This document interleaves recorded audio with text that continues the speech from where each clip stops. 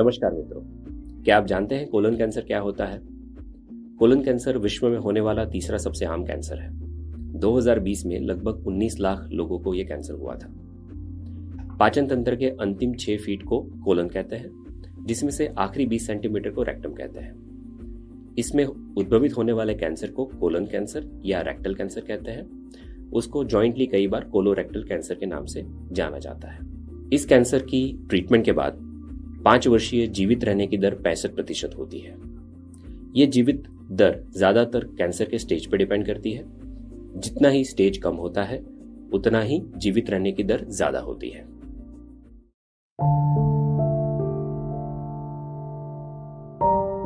बढ़ती उम्र के साथ इस कैंसर का रिस्क बढ़ता है। ज्यादातर केसेस में हम 50 साल की उम्र के बाद इस कैंसर को देखते हैं। ये कैंसर होने की औसतन आयु 70 साल है, पर इसका मतलब ये नहीं है कि ये कैंसर युवाओं में नहीं होता है, बल्कि आजकल हम ये देख रहे हैं कि युवा पेशेंट्स ज्यादा इस कैंसर के साथ प्रेजेंट हो रहे हैं और उसमें भी रेक्टल कैंसर की दर बढ़ रही है। इन्फ्लेमेटरी बाउल डिसीज 2 तरह के होते हैं, ulcerative colitis and Crohn's disease. इन बीमारियों में कोलन में सूजन लंबे समय तक रहती है, जिसके कारण कोलन कैंसर का रिस्क बढ़ता है। ध्यान देने वाली बात यह है कि inflammatory bowel disease irritable bowel syndrome यानी कि आईबीएस की बीमारी से अलग है। आईबीएस काफी कॉमनली पाए जाने वाली बीमारी है, जिसमें कैंसर का जरा भी रिस्क नहीं होता है। अगर हमारी फैमिली में फर्स्ट डिग्री रिलेटिव या सेकंड डिग्री रिलेटिव में कोलन का कैंसर हुआ था और वो कैंसर 50 साल की उम्र से पहले हुआ है, तो हम में कैंसर होने का रिस्क बढ़ जाता है। पॉलिप्स हानि रहित ट्यूमर होते हैं जो बड़ी आंत में विकसित होते हैं। इनमें से कुछ पॉलिप एडिनोमेटस होते हैं, जिसमें से कोलन कैंसर डेवलप होने की संभावना होती है। इन पॉलिप्स को हम कोलोनोस्कोपी के द्वारा निकाल सकते हैं। अगर हमें अतीत में कोलन कैंसर हुआ है या फिर अंडाशय का कैंसर या गर्भाशय का कैंसर हुआ है, तो हमें कोलन कैंसर होने की संभावना ज्यादा रहती है। जो लोग निष्क्रिय जीवन शैली जीते हैं, जैसे कि ज्यादा बैठना पड़ता है, व्यायाम का अभाव होता है और जिनका वजन ज्यादा होता है, उनमें कोलन कैंसर की संभावनाएं ज्यादा होती है। जो लोग रेड मीट यानी कि लाल मांस खाते हैं या प्रोसेस्ड मीट खाते हैं, उनमें कोलन कैंसर होने की संभावना ज्यादा होती है। उसी तरह से जो लोग धूम्रपान करते हैं, उसमें भी कोलन कैंसर का रिस्क ज्यादा होता है।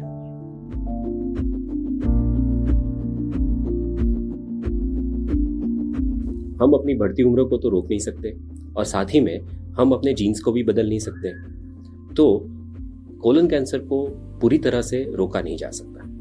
लेकिन कुछ ऐसे रिस्क फैक्टर्स होते हैं जिसको हम बदल सकते हैं ताकि हमारा कैंसर होने का रिस्क कम हो जाए, जिसमें सबसे जरूरी रिस्क फैक्टर है ज्यादा वजन होना यानी कि मोटापा।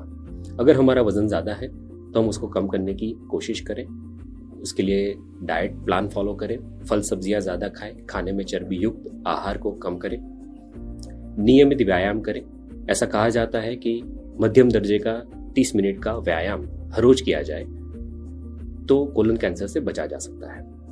मध्यम दर्जे के व्यायाम का मतलब यह है कि हमारा हार्ट रेट 100 से 150 तक पहुंचना चाहिए और या फिर हमें पसीना होना चाहिए। अगर हम रेड मीट या फिर प्रोसेस्ड मीट खाते हैं तो उससे दूर रहें। अगर हम धूम्रपान करते हैं तो उसको कम करें या बंद करें।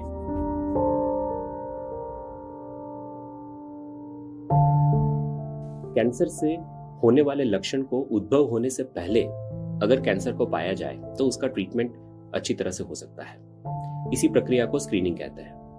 कोलन कैंसर में स्क्रीनिंग कोलोनोस्कोपी के द्वारा किया जाता है, जिसमें एक दूरबीन से बड़ी आंत का चेकअप किया जाता है, जिससे पॉलिप्स और कैंसर को आइडेंटिफाई किया जाता है और सब्सिक्वेंटली ट्रीटमेंट किया जाता है। गाइडलाइंस के मुताबिक 50 साल की उम्र के बाद हर किसी को हर 10 साल में एक बार कोलोनोस्कोपी करवाना चाहिए। जिस मरीज को कोलन कैंसर का रिस्क ज्यादा होता है, जैसे कि अगर पास्ट में कोलन कैंसर हुआ है या फैमिली में किसी को कोलन कैंसर हुआ है या किसी को पॉलिप्स है या इन्फ्लेमेटरी बाउल डिसीज है, उनमें स्क्रीनिंग की गाइडलाइंस डिफरेंट होती है।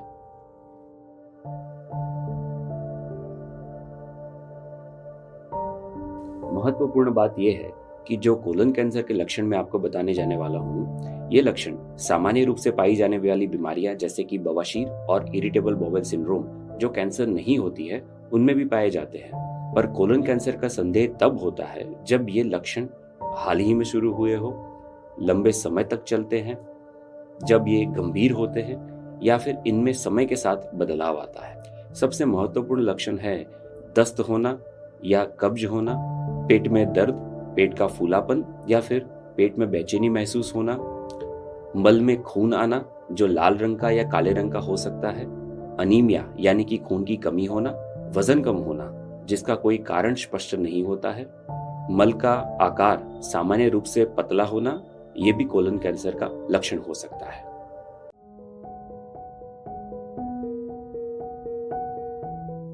कोलन कैंसर का निदान बायोप्सी नामक परीक्षण से किया जाता है। बायोप्सी को कोलोनोस्कोपी नामक प्रक्रिया के द्वारा लिया जाता है। कोलोनोस्कोपी एक ऐसी प्रक्रिया है जिसमें कोलन का अंदर से निरीक्षण किया जाता है, जिसमें एक पतली लंबी रोशनी वाली ट्यूब को गुदा के द्वारा डाला जाता है। CA नामक ब्लड टेस्ट किया जाता है जो आमतौर पर कोलन कैंसर में बढ़ा हुआ पाया जाता है।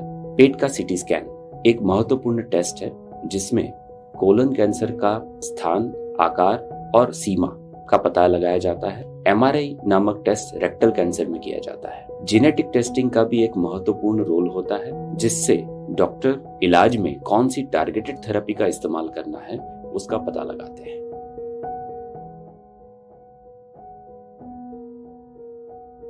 कोलन कैंसर का इलाज 3 तरीकों से किया जा सकता है: सर्जरी यानी कि ऑपरेशन, कीमोथेरेपी या फिर रेडियोथेरेपी। सर्जरी में कोलन कैंसर को शरीर से निकाल दिया जाता है। सर्जरी लैप्रोस्कोपी के द्वारा भी की जा सकती है।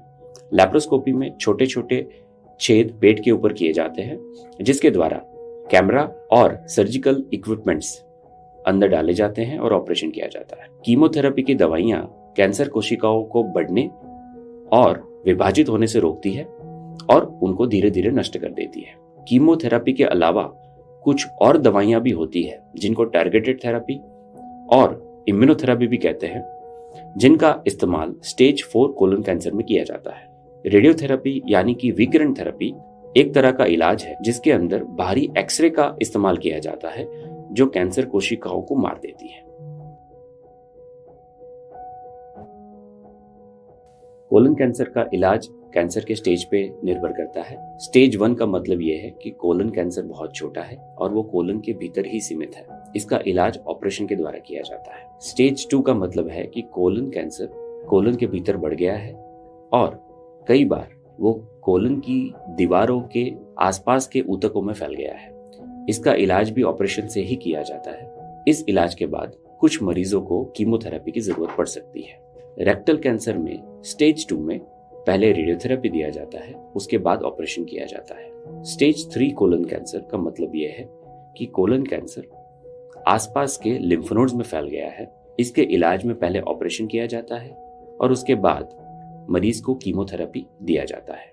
स्टेज 4 कोलन कैंसर का मतलब यह है कि कोलन कैंसर कोलन के पर लिवर, फेफड़े और अन्य अंगों में फैल गया है। इसका इलाज करने के लिए ऑपरेशन, कीमोथेरेपी, टारगेटेड थेरेपी और इम्यूनोथेरेपी जैसी विभिन्न तकनीकों का इस्तेमाल किया जा सकता है।